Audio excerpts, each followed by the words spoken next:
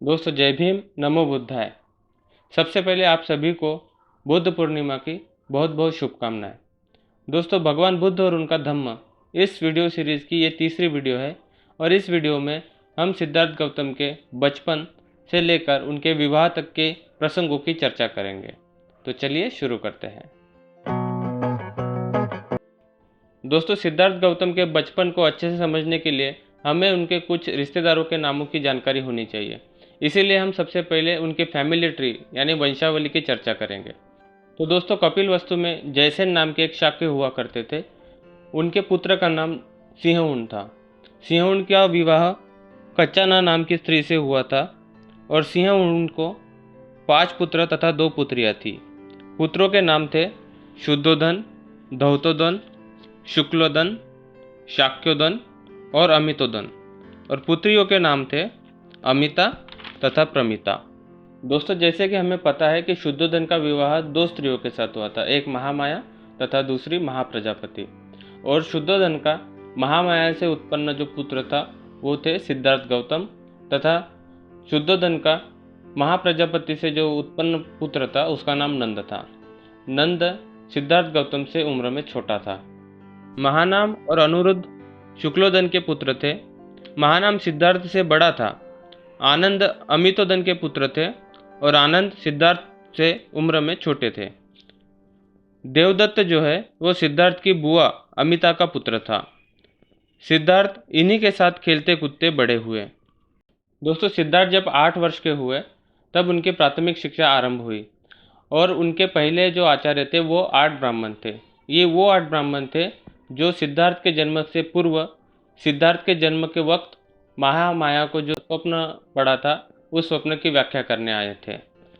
ये 8 ब्राह्मण जो कुछ जानते थे वो सब कुछ सिखा चुकने के बाद सिद्धार्थ के उच्च शिक्षण की तैयारी की गई, जिसके लिए सब्बमित्त को नियुक्त किया गया। दोस्तों सब्बमित्त उच्च कुल के प्रथम कोटि के भाषाविद तथा व्याकरण के जानकार थे। वह वेद वेदांगों के भी जानकार थे। सब्बमित्त के अधीनता में ही सिद्धार्थ गौतम ने सभी दर्शन शास्त्रों का अच्छी तरह से अध्ययन कर लिया था। दोस्तों इसके अलावा सिद्धार्थ ने मन को एकाग्र करने की शिक्षा भी ग्रहण कर ली थी। यह शिक्षा उन्होंने भारद्वाज से ग्रहण कर ली थी, जिनका आश्रम कपिलवस्तु में ही था। और भारद्वाज जो है वह उस समय के सबसे प्रसिद्ध ऋषि आलार कलाम के शिष्य थे। दोस्तों इन सभी शिक्षाओं के साथ साथ उन्हें सैनिकी शिक्षा भी प्राप्त हो रही थी। दोस्तों सिद्धार्थ गौतम के बचपन को समझने के लिए अब हम उनके बचपन के कुछ प्रसंगों पर नज़र डाल लेते हैं। दोस्तों एक बार सिद्धार्थ के मित्र उन्हें जंगल में शिकार के लिए चलने के लिए आग्रह करने लगे। तब सिद्धार्थ ने उन्हें मना कर दिया। तब उनके मित्र उनका मजाक उड़ाने लगे और ये कहने लगे कि क्या तुम्हें शेर और चीतों से डर लगता है। तब सिद्धार्थ ने उन्हें जवाब दिया कि मैं जानता हूँ कि तुम जंगल में जाकर शेर और चीतों को नहीं मारने वाले। तुम वहाँ जाकर हिरणों और खरगोशों जैसे निर्दोष प्राणियों की हत्या करने वाले हो। तब उनके मित्रों ने कहा कि शिकार के लिए ना सही, अपने मित्रों का निशाना देखने के लिए ही चलिए। तब उन्होंने जवाब दिया कि मैं निर्दोष प्राणियों की हत्या का साक्षी भी नहीं बनना चाहता हूँ। दोस्तों सिद्धार्थ की इसी प्रवृत्ति से देवी महाप्रजापति बहुत ही चिंतित थी। वह उन्हें कहती थी कि तुम भूल गए हो कि तुम एक क्षत्रिय राजकुमार हो और लड़ना ही तुम्हारा धर्म है, और शिकार की वजह से ही तुम युद्ध विद्या में माहिर हो सकते हो, क्योंकि शिकार भूमि ही युद्ध विद्या की अभ्यास भूमि है। फिर भी सिद्धार्थ देवी महाप्रजापति से पूछ बैठते कि एक क्षत्रिय को क्यों लड़ना चाहिए। तब देवी महाप्रजापति उन्हें उत्तर देती कि एक क्षत्रिय को इसलिए लड़ना चाहिए क्योंकि लड़ना ही क्षत्रिय का धर्म है। फिर भी इस उत्तर से सिद्धार्थ संतुष्ट नहीं होते थे और वो पूछ बैठते कि माँ ये बताइए कि एक आदमी का दूसरे आदमी से लड़ना ये उसका धर्म कैसे हो सकता है। देवी महाप्रजापति कहती कि ये सारे तर्क जो है वो एक सन्यासी के योग्य है। यदि क्षत्रिय नहीं लड़ेगा तो राष्ट्र का संरक्षण कौन करेगा। तब सिद्धार्थ कहते कि यदि सारे क्षत्रिय एक दूसरे से प्रेम भाव रखे तो बिना कटे मरे भी राष्ट्र का संरक्षण किया जा सकता है। दोस्तों सिद्धार्थ के बचपन से संबंधित एक और प्रसिद्ध घटना है जो एक घायल पंछी से संबंधित है। वो इस प्रकार है कि एक बार सिद्धार्थ अपने पिता के खेत में एक पेड़ के नीचे लेटे हुए प्राकृतिक सौंदर्य तथा शांति का आनंद लूट रहे थे।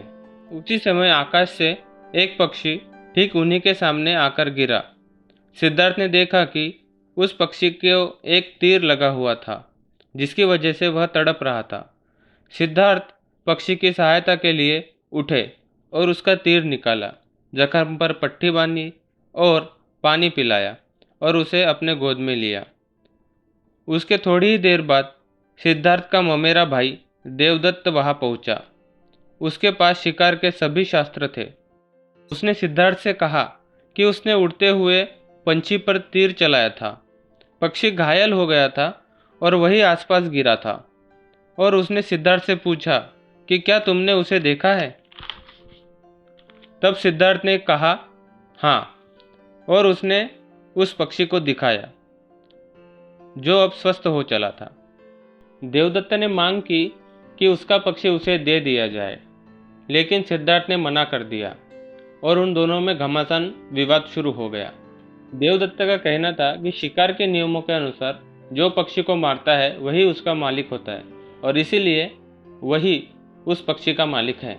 और सिद्धार्थ का कहना था कि यह आधार ही सर्वथा गलत है, क्योंकि जो किसी की रक्षा करता है वही उसका मालिक हो सकता है। भला हत्यारा किसी का मालिक कैसे हो सकता है?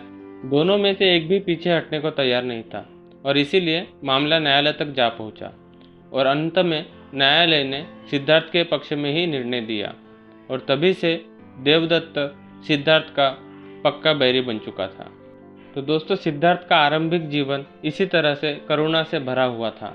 दोस्तों, अब हम सिद्धार्थ गौतम के विवाह के प्रसंग की चर्चा करेंगे। दोस्तों, दंडपानी नाम के एक शाक्य थे जिनकी पुत्री का नाम यशोधरा था। वह अपने सौंदर्य और शील के लिए बहुत प्रसिद्ध थी। अब वह 16 वर्ष की हो चुकी थी, जिसके वजह से उन्हें उसकी विवाह की चिंता हो रही थी।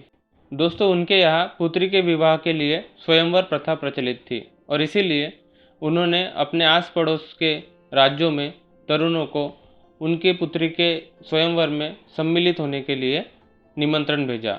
इसी तरह का एक निमंत्रण सिद्धार्थ को भी भेजा गया था और सिद्धार्थ की आयु भी तब 16 वर्ष की हो चुकी थी और सिद्धार्थ के माता पिता भी उनके विवाह के लिए इसी तरह से चिंतित थे।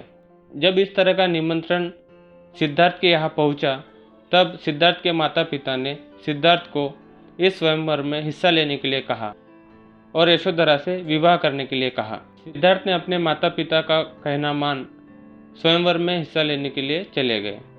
दोस्तों, जब सिद्धार्थ स्वयंवर में हिस्सा लेने के लिए पहुँचे, तभी उन्हें देखते ही यशोधरा ने पसंद कर लिया और अभी तक कोई भी परीक्षा या कोई प्रतियोगिता ली नहीं गई थी, जिसके वजह से उनके प्रतिद्वंदी जो है वो निराश हो गए थे और अपमानित महसूस करने लगे थे। फिर भी वह शांत रहे, क्योंकि उन्हें लगता था कि दंडपानी किसी भी हालत में यशोधरा का विवाह सिद्धार्थ से करने के लिए तैयार नहीं होंगे।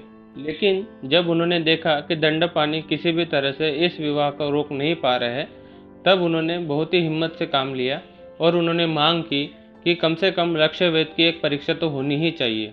और तब दंडपानी को भी यह स्वीकार करना ही पड़ा।